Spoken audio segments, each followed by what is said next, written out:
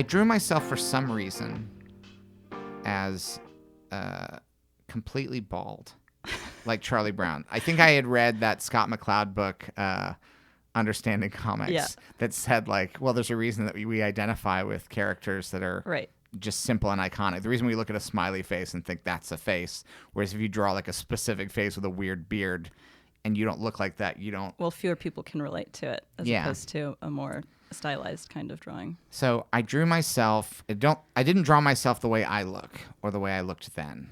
I drew myself bald and with few distinguishing features. And even on the first page, there's 6 panels, and I can't get it right. It's inconsistent in every panel. It's like the shape of the face, the shape of the head. I can't do it. Do you remember if you tried drawing yourself as you looked? I don't remember. I don't think that I did, but I have done that at various other points for other things. I think for this, I was deliberately trying to make this relatable because I wanted people to read this comic and be like, in my shoes, you know? Right. It's a very universal story, one where Tom Hanks fires you at an audition. Yeah. So I'm going to hand you these. These are the originals, and I'm curious. I have my opinions about this. I think I put these up online at one point when I had like a website. There was just like a thing where you could click through panel to panel. I don't think anyone ever looked at them. I never sent them to anyone or tried to do anything with it because I did them and it was cathartic, but I wasn't satisfied with it. I didn't think it was good enough, and I also could feel myself trying too hard to be. I was sort of mimicking the cartoonist that I was seeing. Like I was trying to be like cool and snarky, like Dan Clowes or somebody. You know, I was trying to be. So I kind of heightened a little bit of the bitterness. It's a little bit embarrassing to look at now because it's... Do you want me to read it out loud, or... Sure, yeah. Should I do that? Yeah. Or do you want to read it out loud? I feel like it would be better. I don't know. I'm curious to hear you talk about it because you're the one who... Like, you look at that, and I assume you see it differently than I see it. Okay. And I'm curious to know... And you don't need to spare my feelings or anything. You can treat this as if you're looking at the work of a complete stranger. Okay. It starts off with just the caption title panel that says, "My Day with Tom Hanks," and a little asterisk that goes to 2-time Academy Award winner. Yeah. Has he won more Academy Awards since then? No, but I think he likely will, and he should for the Beautiful Day in the Neighborhood movie. All right. I think he's due for a third one as an older actor. Okay, so we'll look out for that. Yeah. And first panel is I Guess You, even though, as you said, it looks nothing like you other than being remotely person-shaped. Yeah. Relatively person-shaped. And it looks like a child. Yeah, in a way. Like it's smallish, like... Well, it seems like you've got like Peanuts hands happening. Yeah. With the proportion of like the fingers and how long the arms are in comparison to the head. Yeah, it doesn't look like I've drawn like a guy in his mid-20s. No, is that how old you were? I would have been 24. No, I've never seen a 24-year-old look like this. Yeah. I will say there's some nice kind of stippling happening in parts, which I never do because I find it like pulling nails. I would always use little stippling and pointillism because I thought it made the drawings look better. I thought it was a nice trick that makes it look like there's something a little bit sophisticated. And to me, it felt like it was covering up for the fact that there was weakness in the draftsmanship. You keep saying this, and I want to say that I don't think this is bad. Well, that's good. Yeah. Yeah. I mean, I don't think it's bad. I just don't think it's good enough. Well, good enough for what is... To publish, you know? Like, I don't think that if I'd sent this anywhere that I would have gotten anywhere with it. I've seen a lot worse. Yeah. I'm not embarrassed by it as comics so much as I am embarrassed by it as content. That my approach back then was a little bit like, it's a lot more woe is me than I think I am about it now. Yeah, and that was very much the flavor of autobiographical comics, and to a certain extent still is today. it felt very Jeffrey Brown or Jeff Brown to me when I first read it. Oh, yeah, I like him. Yeah, I like him too. So I do think I think mainly it's just too short. I think if you wanted to get anywhere with this, you would have need to have done, like you said, like 50 more of these. And I was so exhausted by the end of page 4 of this. And I thought, who needs a 4-page comic? It's not a comic strip. It's not a comic book. It's something that someone would publish in an anthology or at the back of a comic that didn't quite fill its issue or something. Agreed to both. But Yeah. I also think if you had done 50 of these, who knows? Life may have turned out differently. My hands would hurt. Your hands would hurt, and you would probably have some kind of wrist or back injury, as most cartoonists do nowadays. But I genuinely don't think it's that bad. There's some weird style things happening, which I can get into. I would love that. Yeah. Yeah, should I go back to reading all of it? Yeah. Let's go through Okay. it so people know the shape of this. All right, so panel 1 has the title that says My Day with Tom Hanks, asterisk, 2-time Academy Award winner. And then Connor, presumably, saying, what a nice guy. Yeah, and that to me, that feels like it's me being super sarcastic because I'm like, he won 2 Oscars, and I'm being like, what a nice guy. And he was nice to me. But at the time, I was like, I felt very burned, and I felt like my acting career was over, and I got robbed of this opportunity. And I was trying to be like snarky. It's coming across a little bit. I'd say the snarkiness kind of levels up as you go throughout this comic. Panel 2, caption at the top reads, you see, I was a young actor struggling to find work. Connor sitting in what I first thought was some kind of airplane seat, now think is just a chair. Let me see. Hold that up. Yeah, it's just a chair. Okay. Just in a waiting room, yeah. But Okay. the composition is such that I'm using the angle to avoid drawing things I don't want to draw. Right. I didn't want to draw the chair. Yeah, that comes across. There's a lot of cropped. There's no feet at any point. I don't like. There's one pair of feet. I Yeah, think. and that was hard. Wait, is there one more? I think there's a shot Oh, of here we go. Tom Hanks on a Yep. couch where you see full So figure. interesting that you've given Tom Hanks feet, but not yourself feet. Yeah. All right. Then Connor says, in parentheses, please give me a job. And there's an off-panel speech bubble with just the word no written in it. Pretty sad moment. Yeah. Next panel. Then I got a part in Tom Hanks's new World War II miniseries, ... Connor looking much happier with the word balloon, success. Next panel. The caption at the top of the 4th panel is, I told people they were impressed. Then another drawing of Connor from either from the side angle, which is the only 2 angles. I think that you're either doing front on or side for most of this comic.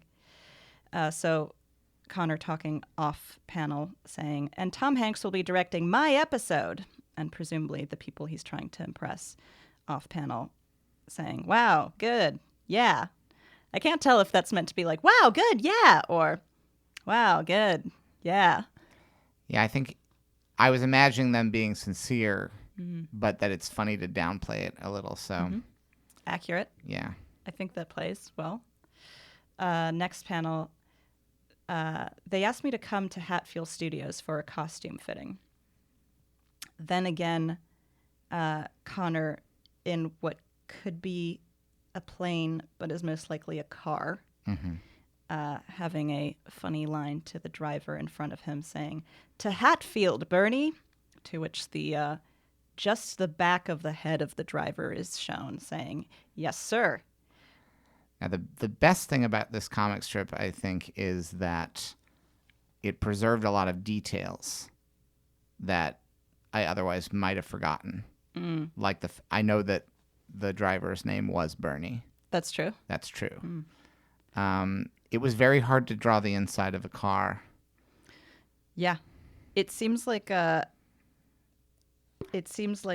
you're trying to avoid drawing a lot of things in this comic. That fair is to a say? great observation. I loved drawing what I loved drawing, and I didn't like drawing anything I didn't want to draw, and that was a problem. I like drawing expressions. I like drawing facial expressions that were funny to me. I didn't like drawing the environment around a character. I didn't like drawing... I didn't mind drawing hands or arms, but I didn't like drawing legs or feet. You don't seem to like drawing a lot of other people either. No. Yeah. It's a very Well, in this comic, I think it's just me and Tom Hanks that you see, basically, right? Yep. So I think that was both a choice and also it fit in with my natural avoidance. I'm avoiding drawing the things I don't want to draw. Which is a problem.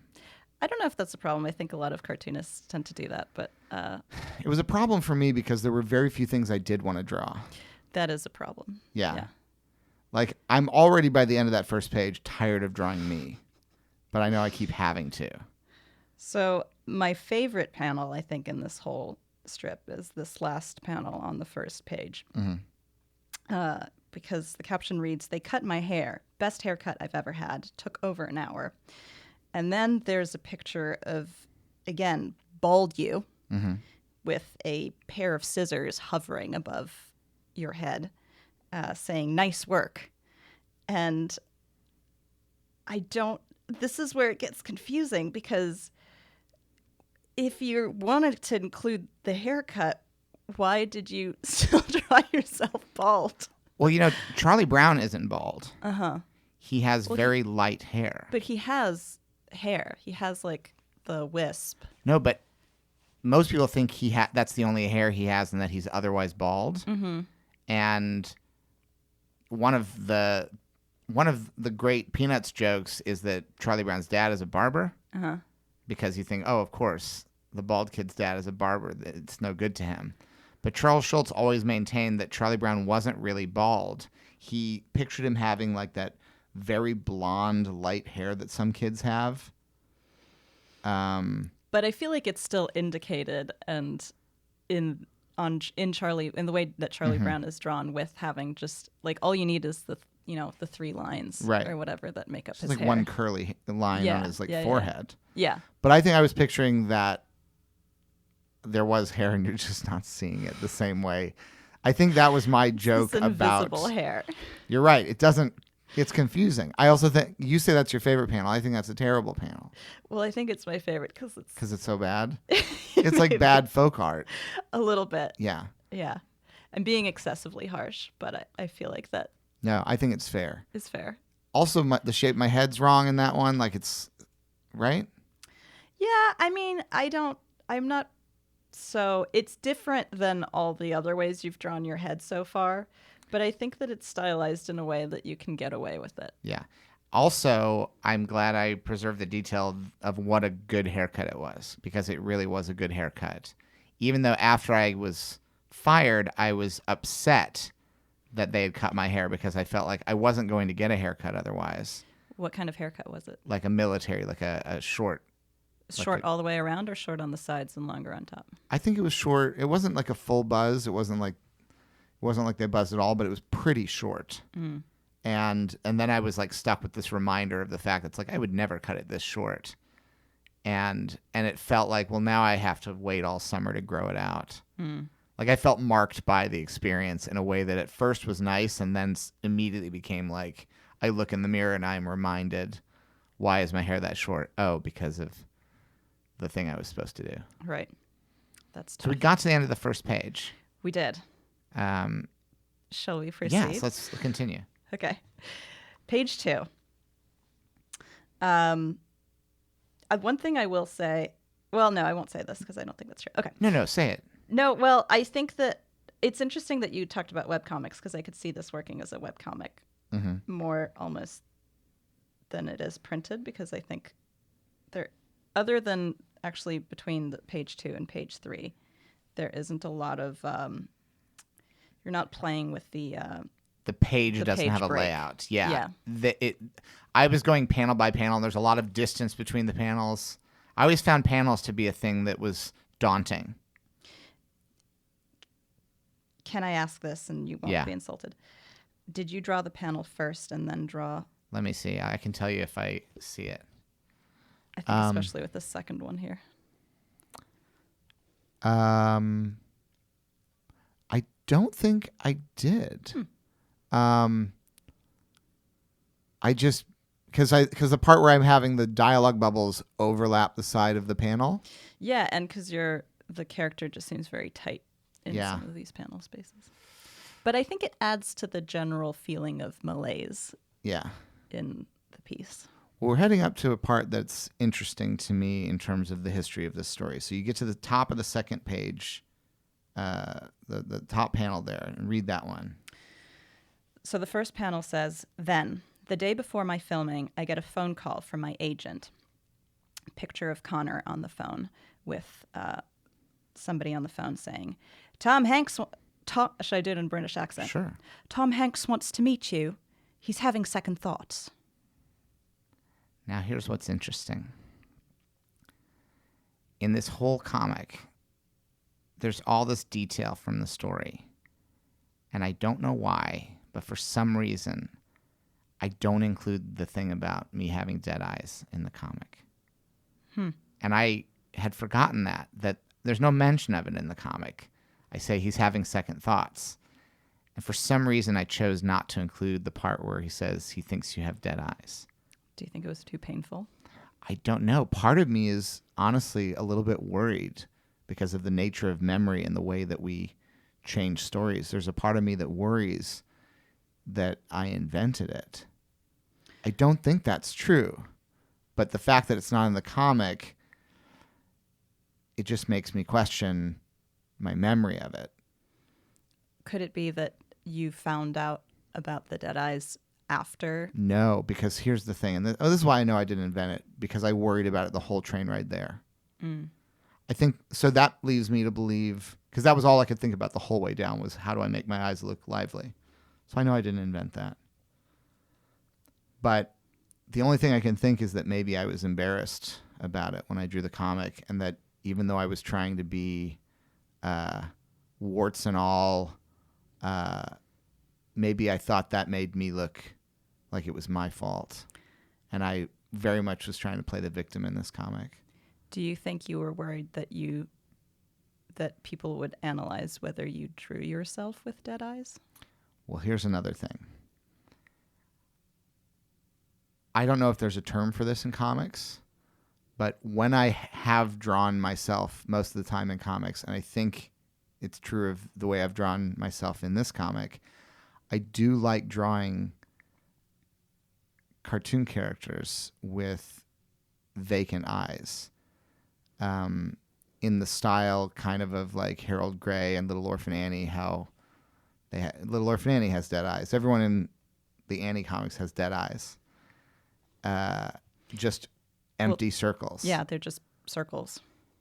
And when I draw myself, I do draw myself with, like when I did the cover for the Christmas record that I recorded with Mikey Erg, I drew us on the cover of that, and I put him in either glasses or sunglasses, but for myself, I draw round circles for eyes. So when I draw myself with dead eyes. Did you draw yourself that way before the audition? No, but I don't think I had drawn myself before this, now that I think about it. But I drew lots of when I was doing comics in high school, I would draw characters often who had those kind of eyes. I don't think there's a connection, but I do think it's interesting. I also think it's interesting. I think it gets even more interesting on the next page in relation to that. All right. Yeah. I will. Yeah. I mean, the eyes are expressive, and they do change shape to indicate. But they are just empty circles, right? They are just empty circles. And for the most part, I think your mouths and hands do most of the expressing throughout this comic. Like if you blocked out the mouth on almost all of these, it would be difficult to read the expression on the character. That's interesting. Okay. Let's continue. All right. Second page, second panel. Oh no, Tom Hanks, doesn't like my audition tape. He doesn't like me, goes to two-time Academy Award winner. I think I thought that was a funny burn because it's not. You know what I mean? The two-time Academy Award winner was the burn? Yeah, I think I thought if I kept mentioning that every time that it felt like a burn while actually being an impressive thing. Mm-hmm. I read it more like, oh, if a 2-time Academy Award winner doesn't like my audition tape, Yeah, there's that too. what am I doing? Yeah. Then you say, I hope I don't blow it, with underneath that an arrow pointing at you saying career ruined? ? Mm-hmm. Next panel. I get on a train to London. I have to meet Tom Hanks at 4. He's having second thoughts. Interesting repetition there from the first panel of second thoughts. Yeah. I think it's getting across the idea that you're getting nervous and thinking this over a lot. Again, you on some kind of seating arrangement. The fact that you refer to it that way is an indication of how poorly rendered it is. That a chair isn't reading as a chair. It's like some kind of seat. Like every time I'm sitting on something, you're genuinely like, I don't know what's happening. Other than the next panel, I feel like a lot of the time in comics, I think this is something that Charles Schulz was amazing at. Like, you can tell that a character is on a baseball field just because there's a diamond and they're holding a bat, and you just need like one or two more specific things. Right. Like if I just saw a little bit more of that chair and a little bit more of the bags underneath it or above it, and maybe a hint of a window and what size that window is. Yeah, I think I'm at best I'm closer to like very latter day Schultz, where the drawing is a little bit less precise and doesn't always completely indicate what it needs to. But he could get away with it then because everybody knew the characters already. Yes. Yeah. Connor thinks, I hope I don't blow it. Fourth panel, 4 p.m. Connor is now very clearly sitting on a couch. Great. So I'm getting better at drawing things to be sat upon. Very clear. Are there, knowing nothing about audition rooms, is it actually couches that you sit on? Well, this wasn't a space for auditions normally because this was actually where they were filming.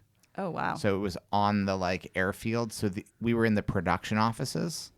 And so I was in the adjacent office, more like a waiting room before you go into like a proper office. Had they actually started filming yet? Yes. This was the 5th episode. But as in, were they currently, like, were there people outside with cameras and actors doing stuff? I don't know if they were filming that day or not, or whether they were still doing pre-production for the next day's filming. Okay. But they were filming the next day? Yes. Okay. I was supposed to film the next day. Okay. I'm so sorry. That's okay. I'm so sorry. That's all right. That's terrible. Wow. Okay. I just think it's so strange that it was such a big deal to them that they took time out the day before. Presumably I don't know much about film sets, but I'm assuming that there's so much to do before you shoot a first day of filming. Yeah. That this seems and like this the was lowest priority thing. This was at the time like the largest TV production that had ever been attempted. They were basically trying to do Saving Private Ryan for TV. Right. And that level of scale is something that now you see a little bit more of. TV budgets are bigger, and you see things that are more like Game of Thrones or The Mandalorian, where they are like movies. But at the time, it was still kind of like HBO is making an enormous thing, you know? Mm. Yeah, such a strange story. Okay, I'll keep going. You're clearly sitting on a couch, thinking, sorry, these are thought bubbles now, not speech bubbles. Any minute now, I hope I don't blow it. Next panel, 5:10. Again, sitting on a couch, getting more nervous, with an arrow indicating very nervous and some shaking lines. I forget the word. There's a word. I'm going to embarrass myself in front of all my comics friends, but there's a word for squiggly lines like that. Anyways. Motion lines? No? It's some like Latin word. Oh, boy. It's not going to come to me. It's all right. Maybe you can like dub me in later, sounding really intelligent. Thinking, any minute now, please don't let me blow it. 5:11. Very calm. Connor still sitting on the couch with somebody off panel saying, Mr. Hanks will see you now. And that's the end of page 2. All right, so we're halfway through. Page 3. I found this very interesting. The first panel at the top has a caption that says, "I go into the room." And it's the largest panel in the entire comic. It's a long panel. Yeah. Yeah. Most of it is empty space, so to speak. And on the right side, on what is very distinctly a couch, is sitting Tom Hanks. And just to clarify that for the reader, there is also an arrow that points to Tom Hanks that says Tom Hanks. Mm-hmm. I think what's interesting, though, is you've clearly drawn him with dead eyes. Yeah. Was that done purposely? I don't know. I don't remember. I don't think so. Because you've drawn them similarly to how you drew yourself, but the eyes are much larger, so it makes the emptiness in the middle of the circle seem more vacant. My guess is no. I think I was just trying to draw Tom Hanks as best I could. Mm-hmm. Do you think it was because because you've drawn on the next panel after that, on panel 2 of page 3, you have drawn him with pupils. Mm-hmm. Do you think it's a size thing where because he was so small, you didn't want to? I think so, yeah. I mean, Tom Hanks looks different. I draw him 4 times, and he looks different every time. And it really was just me struggling to... And I think it was like a size thing, probably, that it's like you're further away. Kind of like how... I think it was just like the closer you get, the more detail you could see, and the further away you are. That I think it was that simple. That like I don't know how to draw. It'll look better if he doesn't. If it's this way when it's further away. But out of everybody that you've drawn in the entirety of this comic, I think this drawing of Tom Hanks and the one in the third panel, along with whoever was next to him, Gary. Yeah. They have by far the deadest eyes. Oh, interesting. Yeah. Yeah. I think that's probably subconscious. I don't think I was trying to make especially given the fact that I didn't mention the dead eyes thing as a detail. I don't think I was, for whatever reason, I don't think I was focused on it at that point. How long after it happened did you draw this? I think I drew it about a year after. But I may have sketched it earlier. You know what I mean? I think I probably did a rough sketch of it, which is why I think I can trust the details of it. Because I'm pretty sure that anytime someone said something, it was like, that's what was said. Do you remember if it felt therapeutic making it? It did, actually. I was frustrated that that I couldn't make more of it, but it did feel like, well, I've got it down on paper. It did feel like I had exercised something of the experience.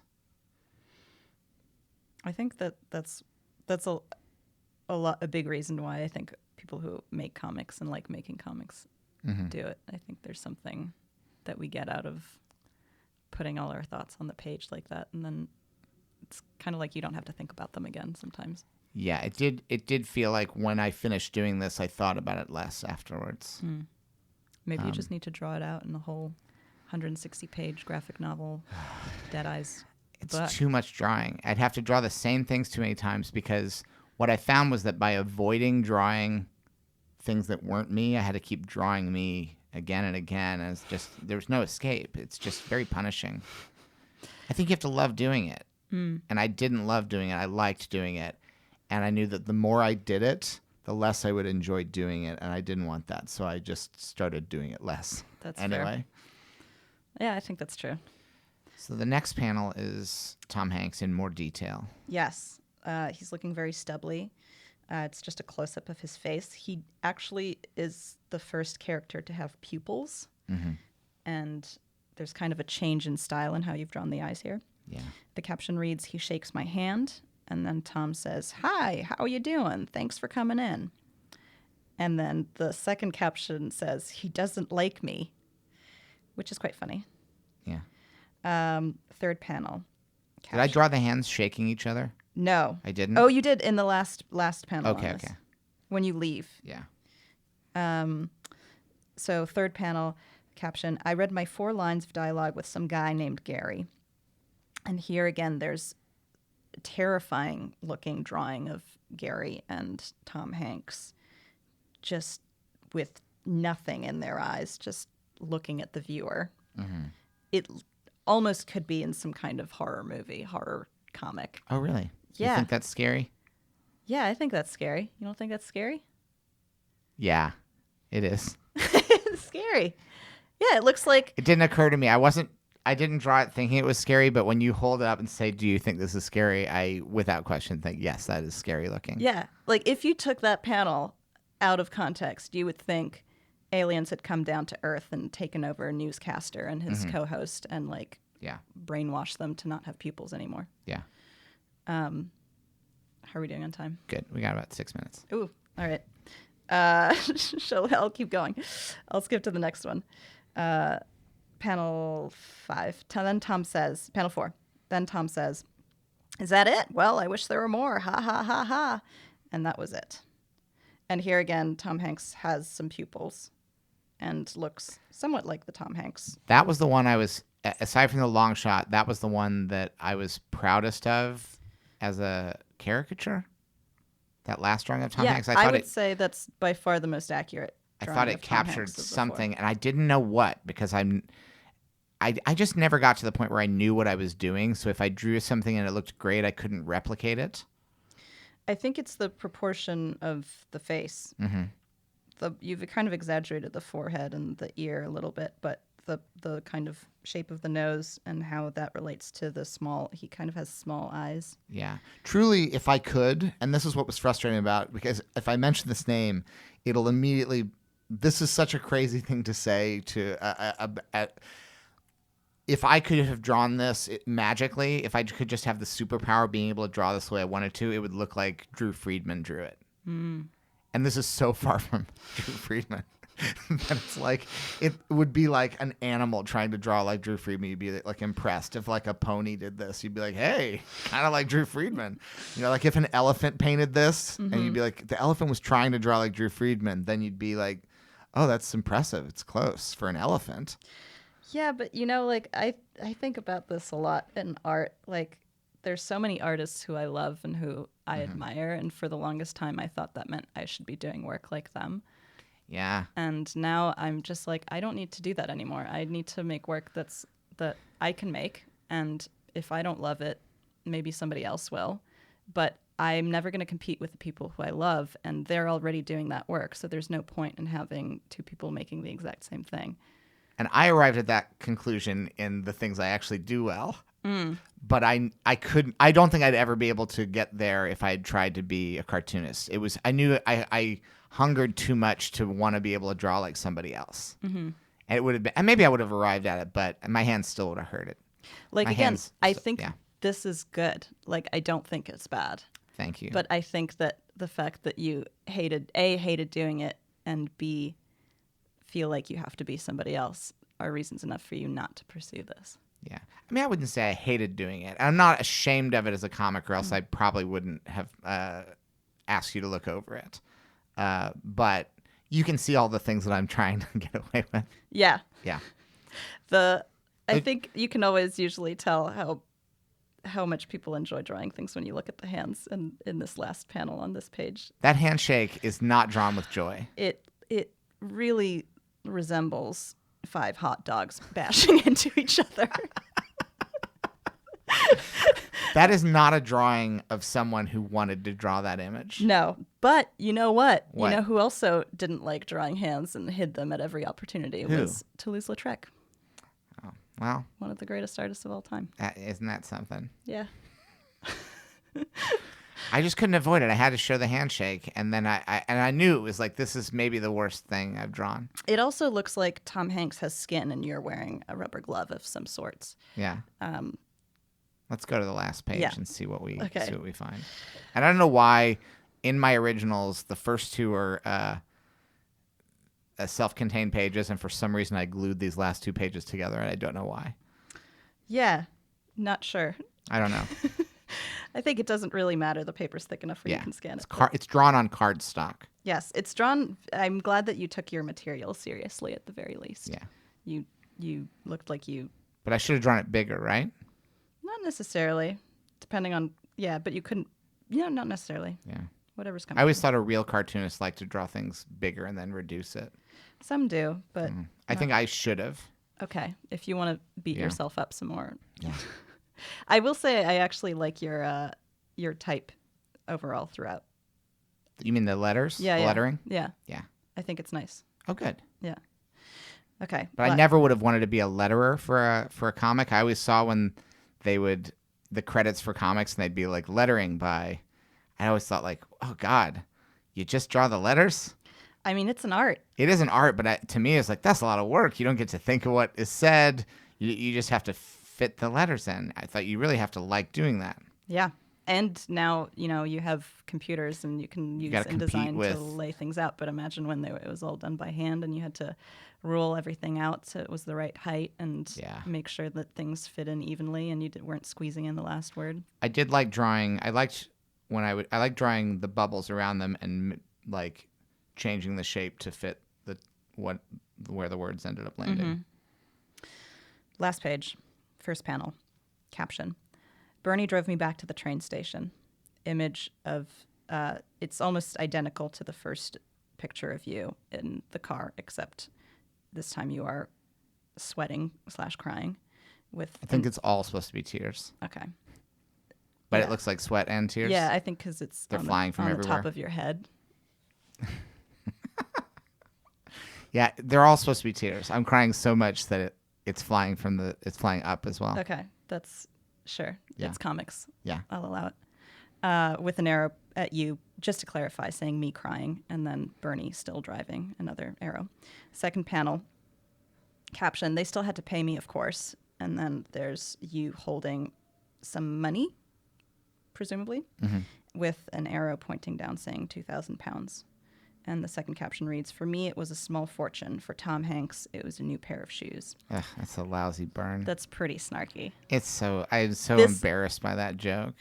That one reeks of bitterness. Oh, I was so bitter when I drew this. And I Yeah. was just like, because I felt like I had nothing at that point. I really felt like I was just like, I'm done. And this is the last paycheck I'm going to get for working in show business. Yeah. Yeah. That's a shitty joke, I think. It just it makes the reader feel sad for you, not for the reasons you want them Yeah. to, I think. Yeah. Yeah. It's too poor me. It really little is bit. like, yeah. In the next panel, third panel, pictures of Tom Hanks on magazines and computers and newspapers saying Tom Hanks. And coming up next, The Burbs, with a caption that reads, meanwhile, his face is everywhere. Again, Tom Hanks has very dead eyes in all of these miniature drawings of him. Panel 4, caption, and I go to auditions for crappy plays. Connor sitting in some kind of seating. It's, again, hard to tell what it is here, assuming just a chair. Yeah, I think so. And off panel, somebody says, and it's like the movie, but Mick Jagger's ex-wife does some quote-unquote full frontal. That is a detail from an actual audition. I believe it was for a stage production of The Graduate in London. And that was With Jerry Hall. Yeah, and that was told to me as like in the audition or something. It was something like that was said to me. That's how they pitched it. Yeah. Okay, well, Yeah. maybe it did well. I didn't want to do it. It doesn't look like it in this picture. Yeah. You look disappointed and say, oh. Then the second to last panel, a caption saying, Saving Private Ryan is on cable. Tom Hanks just got shot. And then you snuggled up in a blanket on a couch or a chair, Yeah. looking at a television. The television says, earn this. And you going, oh, shut up. And then, whoa, this is pretty harsh. This caption reads, I'd like to give him a smack. Yeah. It's just me being angry. Like Yeah. it's just me trying to talk tough the way that I was seeing a lot of like bitter alt comics people. That was the flavor. Yeah. I will say this Like the isn't very kind of- just you. That was the flavor of the time. Yeah, to me it was like I was reading stuff like Ghost World, and it was me like trying to be snarky like Enid in Ghost World, where it's like, fuck this, It does read differently when it's Yeah. a 20-year-old white guy versus a young teen girl. Yeah, 25. How old were you? 25? 24, 25. I was 25 by the time I Okay. drew that, yeah. Okay. And then it's the last panel now? Last panel. So this is projecting us far into the future, into the year 2025. And the caption reads, Tom Hanks wins his 10th Oscar. He mentions me in his speech. And there's some kind of future-looking television. Did I do a good job predicting what TVs would look like now? Not... Well, I guess it could be argued this kind of looks like an iMac. Yeah. Yeah. So, good job. All right. Old Tom Hanks crying says, boo-hoo-hoo, sorry, Connor, wah. And then you don't look like you've aged other than your beard is extremely long now. And it's gray, like. It's Is very it? salt and peppery, I think. Don't you think, that beard? I always thought that looked salt and peppery. Yeah, I'll take it. It could have been whiter. Yeah. And Era's pointing to you saying, me, an old drunk. And you saying, he remembered. What a nice guy. And the final caption, all is forgiven, Tom. Yeah. Well, I don't drink. And we're 6 years out from that. And there's no way for him to win that many Oscars by then. So I got that wrong. All is forgiven. Wouldn't it be great, though, if because of this podcast you actually did meet him and he read this? And I would hate for him to read that, honestly. But then he wins an Oscar and he, like, does this really weird thing that nobody but podcast listeners understand. If he said, boo-hoo-hoo, sorry, Connor, for Wah. his speech, Yeah. wah, yeah, I think that'd be really something. I don't see it happening, no matter how well this podcast does. I don't know. I can feel it. Yeah. I think that would be cool. Yeah. Well, thank you for analyzing that. Do you have any final thoughts about that? I think it's better than you think it is. Mm-hmm. I think I'm just embarrassed about some of those jokes near the end where it gets really bitter. Yeah, it's definitely takes a turn at the end. And I don't know whether you were just like, I don't want to draw anymore and I have to get the last chunk of these feelings out. Yeah.